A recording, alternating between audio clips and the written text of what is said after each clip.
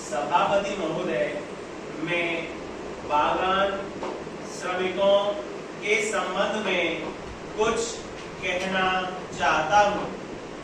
अभी अभी मुझे कुछ आंकड़े प्राप्त हुए हैं, जिनके अनुसार भारत में 30 करोड़ कामगार हैं और उनमें से केवल 2% संगठित क्षेत्र में है। इसका अर्थ यह हुआ कि 98% कामगार असंगठित हैं और उनके हितों में रक्षा करने वाला कोई नहीं। यह तथ्य मैं इसीलिए उजागर कर रहा हूँ क्योंकि मैं यह बताना चाहता हूँ कि इस समाज के इस अभागे वर्ग के उत्थान की कितनी बड़ी जिम्मेवारी सरकार के ऊपर है। चेंज मजदूरों के उत्थान के लिए चलाई जाने वाली प्रत्येक योजना नियोजित आर्थिक विकास तथा सामाजिक न्याय की भावना के अनुरूप होनी चाहिए। इसे आर्थिक योजना और शैक्षणिक योजना का एक भाग बनना चाहिए। इसका वास्तविक उद्देश्य मानव संसाधनों का अधिकतम उपयोग और कामगार वर्ग के उत्थान के लिए अच्छी कार्य कुशलता का विकास होना चाहिए। वर्तमान सरकार के दृष्टिकोण में कमी यह है कि उसे इस समस्या की व्यापकता का पूरा ज्ञान नहीं है। जैसा मैंने कहा है, उनकी नीति आर्थिक और शैक्षणिक योजना पर आधारित नहीं है।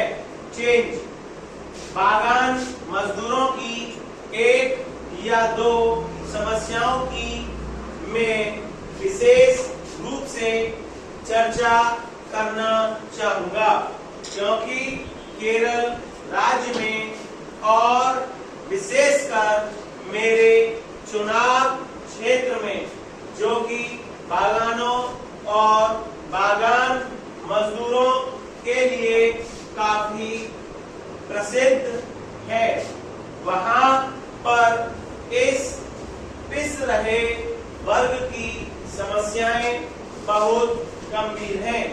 12 लाख के लगभग बागान मजदूर चाय, रबड़, इलायची और कॉफी के क्षेत्र में कड़ी मेहनत कर रहे हैं, परंतु इसका दुखद पहलू यह है कि 15% बागान मजदूरों का अपना कोई घर नहीं है और 70% लोगों के पास रहने के लिए केवल एक कमरा है। 34% लोगों के कच्चे घर हैं, उनका वेतन बहुत कम है और उनकी जिंदगी दयनीय है। आवास, अस्पताल, डिस्पेंसरी, स्कूल, विशेषकर प्राथमिक स्कूल की सुविधाओं में सुधार होना चाहिए। महिलाओं पुरुषों के समान वेतन मिलना चाहिए।